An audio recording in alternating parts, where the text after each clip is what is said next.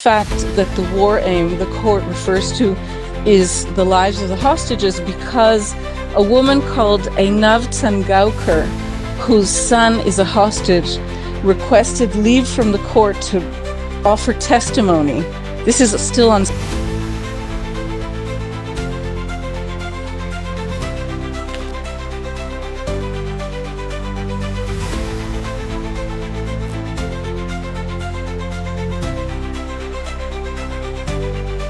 To Jerusalem, where the freelance journalist Noga Tarnopolsky is on the line and who is poised to share with us details of I mean, it's an extraordinary story, Noga, by any measure, and I think it probably merits you talking us through it from the very top, if that's all right with you. Yes, good afternoon. It is really a story worthy of kind of Cold War cinema. So about 3 days ago, Israeli journalists began hearing rumors that a spokesman for Prime Minister Netanyahu was under arrest and suspected of espionage. In other words, he wasn't arrested and, being held in a police detention facility. He was under arrest in a high security facility and held by the Shin Bet, kind of, I think, sort of the MI5, right? Of equivalent. Yes. And immediately there were major demands to lift a gag order over this story. So for now, the gag order has been partially lifted. What we know is that there are 5 people under arrest. 4 of them are Israeli army officers, and at least one of them is an officer in the intelligence division of the Israeli army. They're accused of something that is being referred to as espionage in the legal documents, but I have to tell you, at least by my layman's terms, it really does sound like wartime treason. The accusation is astonishing, and it is that Netanyahu brought into his office about 2 weeks after the war started, so October 2023, a person who he called his military spokesman, someone to debrief on military matters, separate from all the spokespeople of the Defense Department and of the IDF. Now it appears that this guy's role was to act as a trafficker of stolen intelligence material, so removed from basically the vaults of IDF intel, handed over illicitly to the Office of the Prime Minister, to this person. His name is the only name released, Eli Feldstein. Yes. The accusation is that this top secret material, which revealed sources and methods that we're also authorized to say, meaning it endangered lives, according to the court order, it says that this material was then manipulated. So it was somehow, distorted so as to sell a particular political position, and that these falsified stories based on genuine intel were then implanted into foreign media, one of which is the Jewish Chronicle. And the understanding is that this manipulation of the information occurred in the office of the Prime Minister.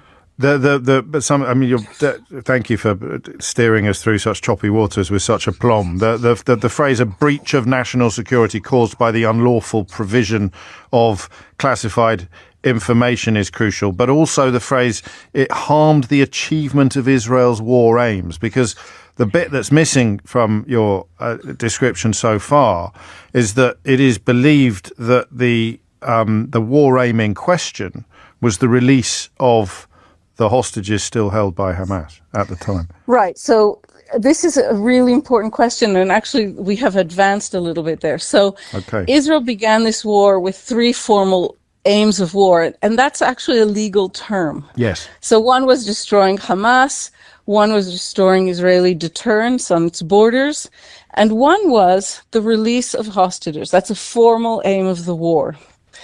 The accusation is that these documents were manipulated and implanted in foreign media with the aim of scuttling talks And remember that at the time we're talking about, which is early September, the United States and Qatar were handling a possible hostage release and ceasefire deal that had been proposed by Netanyahu himself. And the American president at the time said, we're very, very close to a deal. And then these weird stories began coming out in the Jewish Chronicle, in Bild, in a journalist here in Israel called Amit Segal, who's very friendly with the prime minister. And what these stories aim to kind of implant in the public discourse was that it would harm Israel's war effort if this deal were signed. So the exact opposite. In other words, when the courts say that an aim of the war, formal aim of the war was harmed, or that's the suspicion, yes, that's a really, really serious thing. Because it essentially prolongs the incarceration of the hostages. I mean, if all of these allegations are true, the accusation is that they jeopardized the safety of the hostages because they were so keen to continue the war. It's even worse. It means that hostages may have been killed as a result of this maneuver. It means that soldiers may have been killed because of the sources and methods revealed by the implantation of these documents. And we know for a fact that the war aim the court refers to is the lives of the hostages, because a woman called Einav Tsangauker, whose son is a hostage, requested leave from the court to offer testimony. This is still on Saturday. Yes. As a quote, interested party in the case. So that's how we know that the court admits that the danger to the war effort has to do with hostage families, because she's considered an interested party. Wow. One thing that struck me is that the reports in the Israeli media followed the reports in the Jewish Chronicle and the German tabloid Bild. So this sort of chain of, I don't know what you'd call it really, but the trail, if you like, that allegedly began in Benjamin Netanyahu's office went back to Israel via the Jewish Chronicle, who of course retracted the article that you're referring to and fired the quotes journalist, end quotes, who wrote it. That journalist actually ended up not existing. Which is a pretty dramatic thing itself. I thought I got a text off his wife, Noga. Well, maybe, but he is not who he purported to be. Let's say that. Wow. He said he had served in the army in certain roles. He said he had a role at the Tel Aviv University, that he was an academic. None of that turned out to be true, and it's unclear who wrote this. The current administration at the Jewish Chronicle, of course, was put in place by a man called Robbie Gibb, who remains a non-executive director of the BBC, where he routinely lectures other journalists on issues like impartiality and bias. But we live in strange times. Did you? Yeah. It's thanks to you. Sorry. Go ahead. That's all right. That could take your time. Do you think that this will change anything? I know you're asked routinely whether or not Netanyahu will walk away from this, and you didn't think that he'd survive the events of October the 7th. But do you think that this is potentially a game changer? You know, I don't want to risk making a fool of myself again. No.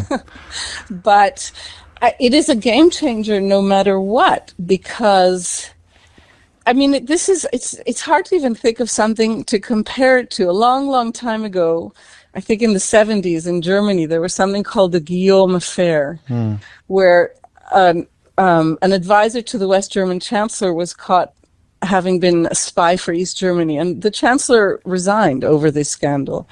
So we're facing something of that magnitude here.